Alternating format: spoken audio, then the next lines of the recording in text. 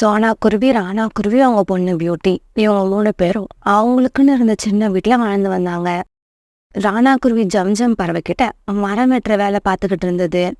சோனா குருவி ஒரு பணக்கார சேட்டு வீட்டுல வீட்டு வேலை பார்த்துக்கிட்டு இருந்தது. இப்படி அந்த குடும்பத்துல 2 பேர் சம்பாரிச்சும் பியூட்டிய படிக்க வச்சாங்களே தவிர வேற ஒன்னும் செய்ய முடியல. நிலைமை இப்படி இருக்கிறப்ப சோனா குருவி வீட்டு வேலை செஞ்சுக்கிட்டு இருந்த சேட்டு குடும்பம் ஒரு நாள் அந்த காட்டை காலி பண்ணிக்கிட்டு தூரமா உள்ள ஒரு காட்டுக்கு கிளம்புனாங்க. இதுவரைக்கும் மாசம் மாசம் கிடைச்சிக்கிட்டு இருந்த வருமானம் இதுக்கப்புறம் கிடைக்காதுன்னு நினைக்கிறப்ப சோனா குருவிக்கு ரொம்பவும் கஷ்டமா இருந்தது.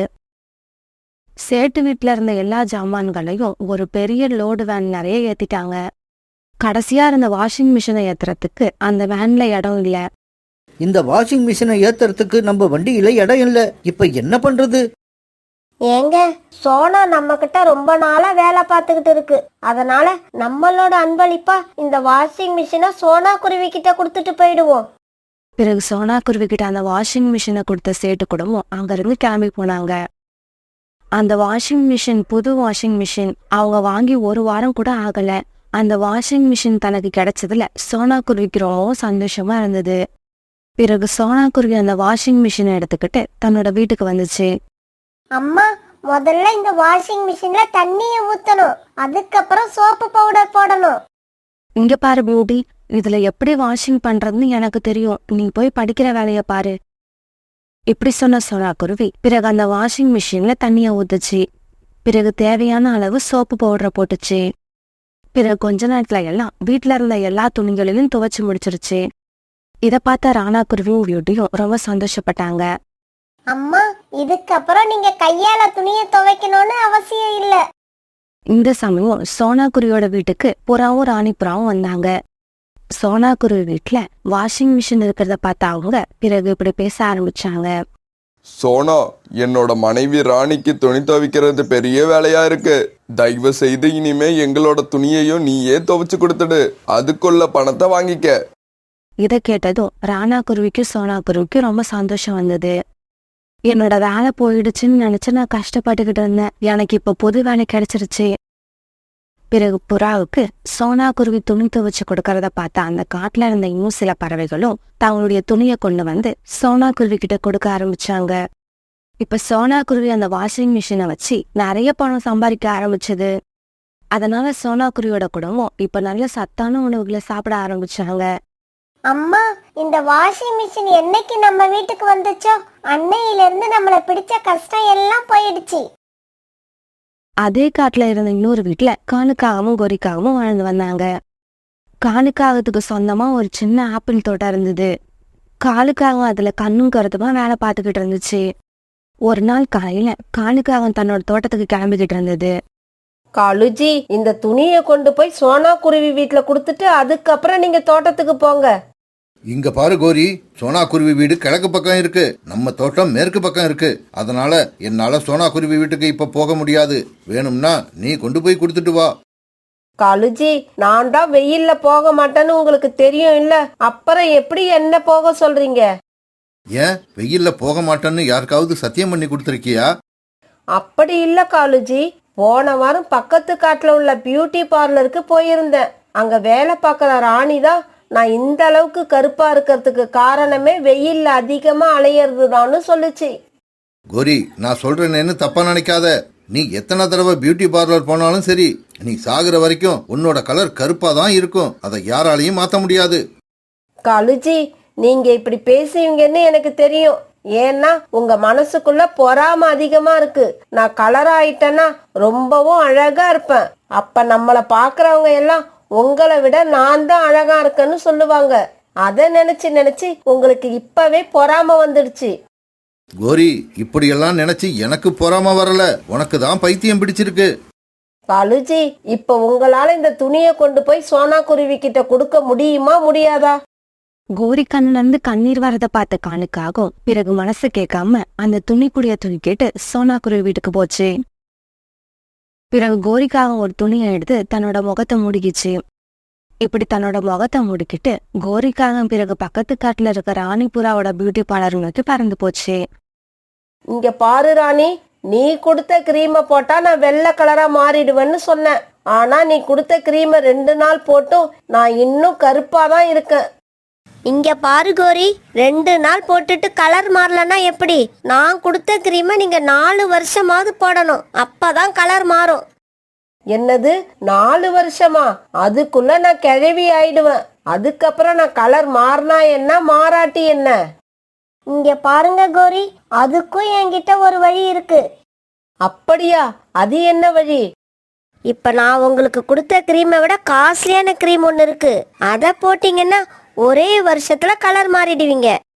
அப்படியா? அந்த கிரீம் என்ன விலை? அந்த கிரீம் ஒரு டப்பா 2000 ரூபாய். உடனே கோரிக்காக 2000 ரூபாய் பணத்தை கொடுத்துட்டு அந்த கிரீமை வாங்கிக்கிச்சு. இங்க பாருங்க, நல்லா ஞாபகம் வச்சுக்கோங்க, ஒரு வருஷம் தொடர்ந்து இந்த கிரீமை போட்டாதான் உங்க கலர் கொஞ்சமாவது மாறும். இடையில ஒரு நாள் விட்டீங்கன்னா கூட கலர் மாறாது. அப்புறம் நீங்க என்ன குறை சொல்லக்கூடாது. ஒரு நாள் காணுக்காகவும் தன்னோட தோட்டத்துல இருந்த ஆப்பிள்களை பறிச்சு தள்ளுவண்டியில வச்சுக்கிட்டு அதை விற்கிறதுக்காக மார்க்கெட்டை நோக்கி போக தயாராச்சு. அந்த சமயத்துல கோரிக்காக அங்க வந்தது. காலுஜி, அன்னைக்கு சோனா குருவி வீட்டுல கொடுத்த துணிகளை போய் வாங்கிக்கிட்டு வாங்க. இங்க பாரு கோரி, நான் வேலை செய்யற சமயத்துல இங்க வந்து எரிச்சலை கிளப்பாத. உனக்கு தேவைப்பட்டா நீ போய் வாங்கிக்க. இப்படி சொல்லிட்டு காலுக்காவும் தன்னோட ஆப்பிள் வண்டியை தள்ளிக்கிட்டு மார்க்கெட்டுக்கு போயிடுச்சு. இந்த காலுஜி எப்பவுமே இப்படிதான். எந்த வேலை முக்கியம் எந்த வேலை முக்கியம் இல்லைன்னு எதுவுமே தெரியாது. இப்படி சொன்ன கோரிக்காவும் பிறகு அந்த துணிகளை வாங்க தானே சோனா குருவி வீட்டுக்கு பறந்து போச்சு. கோரிக்காக அங்க போனப்ப சோனா குருவி தன்னுடைய வாஷிங் மிஷின்ல துணிகளை துவைச்சுக்கிட்டு இருந்தது. சோனா குருவி கருப்பா அழுக்கா இருந்த ஒரு துணியை வாஷிங் மிஷின்ல போட்டுடுச்சு. பிறகு கொஞ்ச நேரத்துல அந்த அழுக்கு துணி வெள்ளை வெள்ளையர்னு வெளியில வந்துச்சு. அதை பார்த்த கோரிக்காவும் அதிர்ச்சி ஆயிடுச்சு. சோனா, கருப்பு கலர்ல அழுக்கா இருந்த ஒரு துணியை இந்த வாஷிங் மிஷின்ல போட்ட. அது என்னடான்னா கொஞ்ச நேரத்துல வெள்ளை துணியா வெளியில வந்திருக்கு. இதை என்னால நம்பவே முடியல. ராணி கிட்ட 2000 ரூபாய்க்கு கிரீம் வாங்கி ஒரு வருஷம் போட்டாதான் நம்மளோட கலர் வெள்ளை கலரா ஆகும். ஆனா இந்த மிஷினுக்குள்ள நாம போனா 10 நிமிஷத்துல கலர் மாறிடலாம். கோரி அக்கா, என்ன வந்ததுல இருந்து யோசிக்கிட்டே இருக்கீங்க? உங்களோட துணி ரெடியா இருக்கு, இந்தாங்க இதை எடுத்துட்டு போங்க. இல்ல சோனா, எனக்கு வீட்ல எந்த வேலையும் இல்ல. சும்மா பொழுதுபோக்கா நான் இங்கேயே கொஞ்ச நேரம் இருந்துட்டு போறேன். இப்படி சொன்ன கோரிக்காகவும் சோனா குருவி வீட்டை விட்டு வெளியில போற சமயத்துக்காக காத்திருந்துச்சு. பிறகு கொஞ்ச நேரம் கழிச்சு சோனா குருவி கோரிக்காகத்துக்கிட்ட இப்படி பேச ஆரம்பிச்சது. கோரி அக்கா, நான் போய் காய வச்ச துணிகளை எடுத்துட்டு வந்துடுறேன், நீங்க இங்கேயே இருங்க. இப்படி சொன்ன சோனா குருவி காய வச்ச துணிகளை எடுக்கிறதுக்காக வீட்டை விட்டு வெளியில போச்சு. இத பார்த்த கோரிக்காவும் உடனே அவசர அவசரமா வாஷிங் பவுடர் எடுத்து அந்த வாஷிங் மிஷின்குள்ள கொட்டுச்சு. இப்படி கொட்டி முடிச்ச உடனே கோரிக்காக அந்த வாஷிங் மிஷின்குள்ள குதிச்சிருச்சு. இந்த சமயம் வெளியில போயிருந்த கோரிக்காக வீட்டுக்குள்ள வந்துச்சு. அடடா, துணிகளை வாஷிங் மிஷின்குள்ள போட்டேன்னா மிஷினை ஓட விடாமலேயே வெளியில போயிட்டேன். இப்படி நினைச்ச சோனா குருவி உடனே வாஷிங் மிஷினை ஆன் பண்ணிடுச்சு. வாஷிங் மிஷின்குள்ள இருந்த கோரிக்காகவும் இப்ப வேகமா சுத்த ஆரம்பிச்சது. இப்படி கொஞ்ச நேரம் சுத்த ஆரம்பிச்ச கோரிக்காகத்துக்கு பைத்தியம் பிடிக்கிற மாதிரி ஆயிடுச்சு. காப்பாத்துங்க, காப்பாத்துங்க, என்னை யாராவது காப்பாத்துங்க. ஐயோ, என்ன இது? வாஷிங் மிஷின்குள்ள இருந்து யாரோ கத்துற சத்தம் கேக்குது. இப்படி நினைச்ச சோனா குருவி பிறகு ஓடிக்கிட்டு இருந்த வாஷிங் மிஷினை நிறுத்துச்சு. பிறகு மெதுவா வாஷிங் மிஷின்குள்ள இருந்த கோரிக்காகத்தை வெளியில எடுத்துச்சு. கோரிக்காகத்தை பார்க்க இப்ப பூதம் மாதிரி இருந்தது. அதை பார்த்த சோனா குருவிக்கு சிரிப்பு வந்துருச்சு. சோனா, சிரிக்காம நான் கேக்குற கேள்விக்கு பதில் சொல்லு. நான் இன்னமும் கருப்பா தான் இருக்கனா இல்ல வெள்ளையா மாறிட்டனா? இந்த சமயத்துல சோனா குருவி கிட்ட சலவைக்கு போட துணிகளை வாங்க நிறைய பறவைகள் சோனா குருவி வீட்டுக்கு வந்தாங்க. கோரி, நீ எதுக்காக வாஷிங் மிஷின் உள்ள போய் உட்கார்ந்த? ரீட்டா, சோனா குருவி கருப்பா அழுக்கா இருந்த ஒரு துணியை வாஷிங் மிஷின்குள்ள போட்டு வெள்ளையா வெளியே எடுத்துச்சு. அதை பார்த்த நானும் வாஷிங் மிஷின்குள்ள போனா வெள்ளையா வெளியில வரலான்னு நினைச்சேன். ஆனா என் நிலைமை இப்படி ஆகும்னு எனக்கு தெரியல. இதை கேட்டு அங்க இருந்த பறவைகள் எல்லாரும் சத்தம் போட்டு சிரிச்சாங்க. கோரி, உன்னை ஒரு நாள் பூரா வாஷிங் மிஷின்குள்ள போட்டு எடுத்தாலும் உன்னோட கலர் மாறாது, நீ கருப்பா தான் இருப்ப. ஏ அழுக்கு புறா, உன்னோட வாயை மூடு. நீங்க வேணா பாருங்க, இன்னும் ஒரே ஒரு வருஷத்துல நான் வெள்ளை கலரா மாறி காட்டுறேன். கோரி இப்படி சொன்னதை கேட்டுட்டு மறுபடியும் அங்க உள்ளவங்க எல்லாரும் சிரிச்சாங்க. இதனால கோபம் வந்த கோரி உடனே அந்த இடத்த விட்டு பறந்து போயிடுச்சு.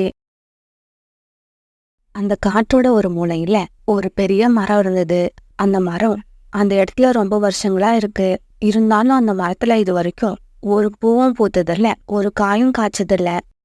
அந்த மரத்துல இருந்து தங்களுக்கு எந்த விதமான பயனும் கிடைக்காதான்னு எந்த பறவையும் அந்த மரத்துக்கிட்ட நட்பா இருந்ததும் இல்ல, அந்த மரத்துல வந்து உக்காந்ததும் இல்ல. ஒரு நாள் உணவு தேட பறந்து போய்கிட்டு இருந்த ஜக்கு ஓய்வெடுக்கிறதுக்காக அந்த மரத்துல வந்து உக்காந்தான்.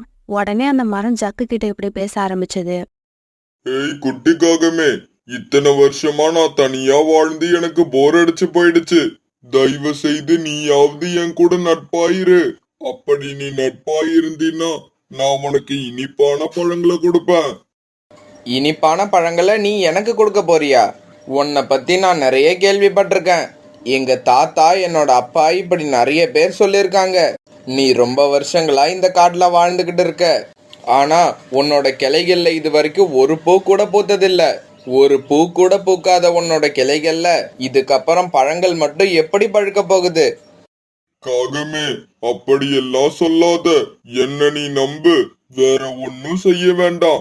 தினமும் என் கிளைகள்ல வந்து உக்காந்து என் கூட கொஞ்ச நேரம் பேசிக்கிட்டு இரு. அது போதும். இங்க பாரு மரமே, உன் கூட பேசிக்கிட்டு இருக்கெல்லாம் எனக்கு நேரம் கிடையாது. ஏதோ கலை பார்க்குன்னு உன் மேல வந்து உக்காந்தேன். அது தப்புன்னு எனக்கு இப்பதான் புரியுது. இப்படி சொன்ன ஜக்கு பிறகு அங்கிருந்து கிளம்பி பறந்து போயிட்டான். அதே காட்டுல உள்ள ஒரு சின்ன வீட்டுல சோனா குருவி தான் பையன் குக்கு கூட வாழ்ந்துகிட்டு இருந்தது. அன்னைக்கு சோனா குருவிக்கு உடல்நிலை சரியில்லை. அதனால உணவு தேட போகாம தன்னோட கூட்டுல படுத்திருந்தது. குக்கு, சொன்னா கேளு, வீட்டுல நம்ம 2 பேருக்கும் தேவையான தானியங்கள் இருக்கு. அதனால நீ தனியா உணவு தேட போக வேண்டாம். அம்மா சொன்னா கேளுங்கம்மா ப்ளீஸ். நான் உணவு தேட போயிட்டு சீக்கிரமா வந்துருவேன். குக்கு இப்படி ரொம்பவும் பிடிவாதம் பிடிச்சதால சோனா குருவியும் குக்கு தனியா உணவு தேட போக ஒத்துக்குச்சு. இங்க பாரு குக்கு, உணவு கிடைச்சாலும் சரி கிடைக்காட்டியும் சரி, நீ இருட்டுறதுக்குள்ள வீட்டுக்கு திரும்பி வந்துடு. அம்மா நான் நீங்க சொன்ன மாதிரியே நடந்துப்பேன். ஆனா கண்டிப்பா உணவு இல்லாம வீட்டுக்கு திரும்ப மாட்டேன். எப்படியாவது உணவு எடுத்துக்கிட்டு தான் வீட்டுக்கு திரும்பி வருவேன். இப்படி தன்னோட அம்மா கிட்ட சொன்ன குக்கு பிறகு உணவு தேட வெளியில பறந்து போனான். இப்படி பறந்து போன குக்கு ரொம்ப தூரத்தை கடந்து வந்துட்டான். இருந்தாலும் அவனுக்கு இது வரைக்கும் எந்த உணவும் கிடைக்கல. இதனால ரொம்பவும் களைச்சு போன குக்கு அந்த காட்டோட ஒரு மூலையில இருந்த அந்த மரத்தை பார்த்ததும் அதுல வந்து உக்காந்தான். சின்ன குருவியே, உன்னை பார்க்க ரொம்பவும் நல்ல பையன் மாதிரி தெரியுது.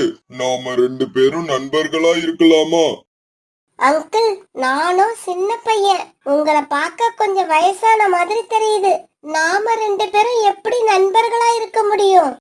இங்க பாரு குருவி, உன்னோட பேச்சு ரொம்பவும் வேடிக்கையா இருக்கு. நண்பர்களா இருக்க வயசு முக்கியம் இல்ல, நல்ல மனசு இருந்தா போதும். அங்கிள், என்னோட வீடு இங்க இருந்து ரொம்ப தூரத்துல இருக்கு. என்னால தினமும் வந்து உங்களை பார்க்க முடியாது. இங்க பாரு குருவி, நீ தினமும் என்ன வந்து பார்க்கணும்னு கட்டாயம் கிடையாது. ஆனா உன்னால முடிஞ்சப்ப நீ என்ன வந்து பார்த்தா போதும். இதுக்கு நீ ஒத்துக்கிட்டன்னா நான் உனக்கு இனிப்பான பழங்களை கொடுப்பேன். ரொம்ப பசியில இருந்த குக்குவுக்கு அந்த மலை சொன்னதை கேட்டு சந்தோஷம் வந்தது. என்னது, பழங்கள் கொடுப்பீங்களா? அப்படின்னா நான் கண்டிப்பா உங்க கூட ஃப்ரெண்ட்ஷிப் வச்சுப்பேன். பிறகு ரொம்ப நேரம் குக்குவும் அந்த மரமும் இப்படி பேசிக்கிட்டே இருந்தாங்க. அந்த மரத்து கூட பேசிக்கிட்டே இருந்ததுல குக்குவுக்கு நேரம் போனதே தெரியல. இப்ப சாயங்காலம் ஆயிடுச்சு. அங்கிள், உங்ககிட்ட பேசிக்கிட்டு இருந்ததுல நேரம் போனதே தெரியல. அதனால உணவு தரத்துக்காக வீட்டை விட்டு கிளம்பி வந்தேனா அதை மறந்துட்டு உங்க கூட பேசிக்கிட்டே இருந்துட்டேன். சரி அங்கிள், நான் கிளம்புறேன். இருட்டுறதுக்குள்ள வீட்டுக்கு வரணும்னு எங்க அம்மா சொல்லி இருக்காங்க. குருவி, உன்னோட பேர் என்ன? என்னோட பேரு குக்கு. குக்கு, நீ இப்ப வீட்டுக்கு கிளம்பலாம். ஆனா அப்படி கிளம்புறதுக்கு முன்னால கொஞ்சம் அண்ணாந்து மேல பாரு. என்னோட கிளைகள்ல ஒரு மாம்பழம் இருக்கும். அத உன்னோட வீட்டுக்கு எடுத்துக்கிட்டு போ. அந்த மரம் இப்படி சொன்ன உடனே குக்கு அங்க இருந்து அந்த மரத்தோட கிளைகளை பார்த்தான். ஆனா அவனோட கண்ணுக்கு எந்த பழமும் தென்படல. குக்கு இப்படி பார்த்துக்கிட்டு இருக்கும்போது ஆச்சரியமான முறையில அந்த மரத்தோட கிளையில ஒரு மாம்பழம் தோன்றுச்சு. அங்கிள், இந்த மாம்பழம் திடீர்னு உங்களோட கிளைகள்ல எப்படி வந்தது? இங்க பாரு குக்கு, நீ அத பத்தி எல்லாம் கவலைப்பட வேண்டாம். அந்த மாம்பழத்தை எடுத்துக்கிட்டு உன்னோட வீட்டுக்கு போ. குக்கு, என்னோட இத்தனை வருஷ வாழ்க்கையில என் கூட மனசு விட்டு பேசினது நீ மட்டும்தான். அதனாலதான் நான் உனக்கு இந்த பரிசு கொடுத்திருக்கேன். ஆனா ஒரு விஷயம், எனக்கு இப்படி ஒரு சக்தி இருக்கிறத நீ யார்கிட்டயும் சொல்லக்கூடாது. பிறகு குக்கு அந்த மாம்பழத்தை எடுத்துக்கிட்டு ரொம்ப சந்தோஷமா தன்னோட வீட்டுக்கு பறந்து போனான். குக்கு, உண்மையை சொல்லு, இந்த சீசன்ல நம்ம காட்டுல எங்கேயுமே மாம்பழங்கள் பழுக்கவே இல்ல. இத நீ யார்கிட்டயாவது இருந்து திருடிட்டு வந்தியா? அம்மா, நான் உண்மையே சொல்றேன். இந்த மாம்பழத்தை நான் எங்க இருந்தும் திருடல. நடந்தது அப்படியே சொல்றேன். நான் திருடனா இல்லையான்னு நீங்களே முடிவு பண்ணிக்கோங்க. இப்படி சொன்ன குக்கு நடந்தது எல்லாத்தையும் தன்னோட அம்மா கிட்ட சொல்லிட்டான். பிறகு குக்கும் அவங்க அம்மாவும் அந்த மாம்பழத்தை சாப்பிட ஆரம்பிச்சாங்க. இவங்க இப்படி சாப்பிடுறது அந்த பக்கமா வந்த கோரி ஜன்னல் வழியா பாத்துடுச்சு. நம்ம காட்டுல இப்ப மாம்பழத்துக்கான சீசனே கிடையாது. அப்படி இருக்கிறப்ப இவங்களுக்கு மட்டும் இந்த மாம்பழம் எப்படி கிடைச்சிருக்கும்? நாளைக்கு இவங்கள கண்டிப்பா ஃபாலோ பண்ணியே ஆகணும். அப்பதான் நாமளும் இனிப்பான மாம்பழத்தை சாப்பிட்டு பார்க்க முடியும். மறுநாள் பொழுது விடிஞ்சிச்சு. பிறகு மறுநாள் காலையில குக்கு சோனா குருவிய கூப்பிட்டுக்கிட்டு அந்த மரத்தை நோக்கி பறந்து போனான். சோனா குருவி வீட்டையே கண்காணிச்சுக்கிட்டு இருந்த கோரிக்காகவும் இவங்க இப்படி பறந்து போறத பார்த்துட்டு அவங்க பின்னாலேயே போச்சு. அம்மா, நான் சொன்னேன்ல, எனக்கு அந்த மாம்பழத்தை கொடுத்த அங்கிள் இவர்தான். குக்கு, நான் உன்கிட்ட என்ன சொன்னேன்? இந்த விஷயத்த வேற யார்கிட்டயும் சொல்லக்கூடாதுன்னு சொன்னனா இல்லையா? அப்படி இருந்தும் நீ என்னோட பேச்ச மீறிட்ட. அங்கிள், அப்படியெல்லாம் இல்ல. இவங்க தான் என்னோட அம்மா. எங்க அம்மா கிட்ட நான் எந்த உண்மையும் மறைக்க விரும்பல. அப்படி அம்மாவுக்கு தெரியாம உங்க கூட பழகணும்னு எனக்கு அவசியமும் இல்ல. குக்கு, நீ சொல்றது எல்லாமே உண்மை. அம்மா அப்பா கிட்ட பொய் சொல்றது தப்புதான். மரம் அண்ணா, நேத்து குக்கு எடுத்துட்டு வந்த மாம்பழம் நீங்க கொடுத்தது தானே? ஆமா ஆமா, உங்க பையன் குக்குவை எனக்கு ரொம்பவும் பிடிச்சிருக்கு. அவன் நேர்மையானவன், எப்பவும் உண்மையவே பேசுறான். அதனால அவனுக்கு நான் கொடுத்த பரிசுதான் அந்த மாம்பழம். குக்கு, இப்ப சொல்லு, உனக்கு சாப்பிட என்ன வேணும்? அங்கிள், எனக்கு இன்னைக்கு திராட்சை பழம் சாப்பிடணும் போல ஆசையா இருக்கு. உங்களால திராட்சை பழம் கொடுக்க முடியுமா? இங்க பாரு குக்கு, நீ கேட்டா நான் எதையும் கொடுப்பேன். என்னோட கிளைகளை பாரு, உனக்கு தேவையான திராட்சை பழங்கள் அங்க இருக்கும். பிறகு சோனா குருவியும் குக்கும் அண்ணாந்து அந்த மரத்தோட கிளைய பார்க்க அங்க இருந்த திராட்சை பழத்தை பார்த்துட்டு ரொம்பவும் ஆச்சரியப்பட்டாங்க. இங்க நடக்கிறது எல்லாத்தையும் ஒரு மரத்துக்கு பின்னால மறைஞ்சிருந்த கோரிக்காவும் பார்த்துக்கிட்டே இருந்தது. ஓஹோ, இதுதான் விஷயமா? அப்படின்னா சோனா குருவியும் குக்குவும் நேத்து சாப்பிட்ட மாம்பழத்தையும் இந்த மரம் தான் கொடுத்துருக்கணும். அடடா, இந்த மரம் எதுக்கும் உதவாத மரம்னு இத்தனை நாள் இதனை அலட்சியப்படுத்திட்டேன். சரி, பரவாயில்ல, இப்பதான் உண்மை தெரிஞ்சு போச்சே. இதுக்கப்புறம் இந்த மரத்துக்கு ஏதாவது ஐஸ் வச்சு நாமளும் பழங்களை வாங்கி ஆகணும். மரம்னா, எங்களுக்கு இந்த திராட்சை பழம் கொடுத்ததுக்கு உங்களுக்கு ரொம்பவும் நன்றி. எனக்கு நன்றி எல்லாம் தேவையில்லை. குக்கு என்னோட நண்பன். அவனுக்காக நான் எதை வேணாலும் கொடுப்பேன். நான் என்னோட நல்ல நண்பனுக்காக எதை வேணாலும் கொடுப்பேன். பிறகு சோனா குருவி குக்கும் அந்த திராட்சை பழத்தை எடுத்துக்கிட்டு அங்க இருந்து பறந்து போனாங்க. அவங்க இப்படி போனதை பார்த்ததும் கோரிக்காக அவசர அவசரமா அந்த மரத்துக்கிட்ட பறந்து போச்சு. இங்க பாரு மரமே, என்னை இதுக்கப்புறம் நீ ஏமாத்த முடியாது. இத்தனை நாள் நீ ஒரு பூ கூட பூக்காம என்னை நீ ஏமாத்திட்ட. ஆனா அந்த சோனா குருவிக்கு மட்டும் இனிப்பான பழங்களை கொடுத்து அனுப்புற. இங்க பாரு, மரியாதையா எனக்கும் பழங்களை கொடு. இங்க பாரு காகமே, குக்கு என்னோட நண்பன். அவனுக்காக நான் எதையும் செய்வேன். இங்க பாரு மரமே, இப்ப நீ என்ன செய்யணும்னு சொல்ற? நான் உனக்கு ஃப்ரெண்டா இருக்கணும், அவ்வளவுதானே? சரி, இருந்துட்டு போற. இன்னையிலேருந்து நானும் உனக்கு ஃப்ரெண்டு. சரி சரி, உன்னோட ஃப்ரெண்டுக்கு வீட்டுக்கு போக நேரம் ஆகுது. சீக்கிரமா பழங்களை கொடு. இல்ல, முடியாது. உனக்கு என்னால பழங்களை கொடுக்க முடியாது. ஏன்னா உன்னோட பேச்சுல உண்மை இல்ல, அன்பு இல்ல, பாசம் இல்ல. என்கிட்ட இருந்து எப்படியாவது பழங்களை வாங்கிக்கிட்டு போகணுங்கிற அவசரம் மட்டும்தான் தெரியுது. என்ன இந்த மரத்துக்கிட்ட பெரிய தலைவலியா இருக்க? எப்படி கேட்டாலும் பழங்களை கொடுக்க மாட்டாங்குது. சரி, வேற வழியே இல்ல. அடி உதவுற மாதிரி அண்ணன் தம்பி உதவ மாட்டாங்கன்னு சொல்லுவாங்க. கடைசி முயற்சியா அதையும் செஞ்சு பார்த்துடுவோம். இங்க பாரு மரமே, நீ இப்ப எனக்கு மரியாதையா பழங்களை கொடுக்கலன்னா உன்னோட கிளைகள் எல்லாத்தையும் உடைச்சு கீழே போட்டுருவேன். அப்புறம் உன்னால எனக்குன்னு இல்ல, உன்னோட நண்பன் குக்குக்கு கூட பழங்களை கொடுக்க முடியாது. காகமே வேண்டாம், அப்படி செஞ்சிராத. நீ கேட்டதை நான் இப்பவே கொடுக்கறேன். அப்படி வா வழிக்கு. இந்த கோரிய பத்தி இப்பவாவது உனக்கு தெரிஞ்சிருக்கும்னு நினைக்கிறேன். இங்க பாரு, சீக்கிரமா 4 மாம்பழம், 1/2 கிலோ திராட்சை, 1/2 கிலோ ஸ்ட்ராபெரி, இதையெல்லாம் சீக்கிரமா வர வச்சு ஒரு கேரி பேக்ல போட்டு கொடு. சரி, நீ கேட்டது எல்லாத்தையும் கொடுக்கறேன். ஆனா நீ ஒரு நிமிஷம் கண்ணை மூடு. கண்ணை வேற மூடணுமா? உன்கிட்ட இந்த பழங்களை வாங்கறதுக்குள்ள என்னோட உயிரே போயிடும் போல இருக்கு. சரி, கண்ணை மூடி தொலைக்கிறேன். இப்படி சொன்ன கோரிக்காகவும் பிறகு தன்னுடைய 2 கண்களையும் மூடிக்கிச்சு. பிறகு கொஞ்ச நேரம் கழிச்சு அந்த மரம் இப்படி பேச ஆரம்பிச்சது. காகமே, கண்ணை திறந்து பாரு. நீ கேட்டது இப்ப உன் கண்ணுக்கு எதிர்க்கையே இருக்கும். மரம் இப்படி சொன்ன உடனே கோரிக்காக சந்தோஷமா கண்ணை திறந்து பார்த்தது. எதிரில எந்த கேரி பேக்கும் இல்லை. அதுக்கு பதிலா ஒரு பெரிய தேனீகளோட கூட்டமே இருந்தது. அதை பார்த்த கோரிக்காவும் பயந்து போயிடுச்சு. உடனே அந்த இடத்த விட்டு பறந்து போக ஆரம்பிச்சது. ஆனா அந்த தேனீக்கள் விடவே இல்லை. கோரிக்காகத்தை பின்னாலேயே விரட்டிக்கிட்டு போனாங்க. இப்படி போன தேனீக்கள் ஒரு இடத்துல கோரிக்காகத்தை பிடிச்சு அதோட உடம்பு பூரா கடிக்க ஆரம்பிச்சாங்க. காப்பாத்துங்க, என்ன காப்பாத்துங்க. இந்த தேனீக்கள் என்ன கொன்னுடும் போல இருக்கு. சீக்கிரமா வந்து என்ன யாராவது காப்பாத்துங்க. இப்படி அலறி சத்தம் போட்டு கத்தின கோரிக்காகவும் ஒரு வழியா அந்த தேனீக்கள் கிட்ட இருந்து தப்பிச்சு பறந்து போய் ஒரு மரத்து மேல வந்து உட்காந்துது. கோரிக்காக உடம்பு பூரா தேனீக்கள் கடிச்ச காயத்துல இருந்து ரத்தம் சொட்ட ஆரம்பிச்சுது. இதுக்கப்புறம் அடுத்தவங்க சந்தோஷப்படுறத பார்த்து நாம பொறாமப்படவே கூடாது.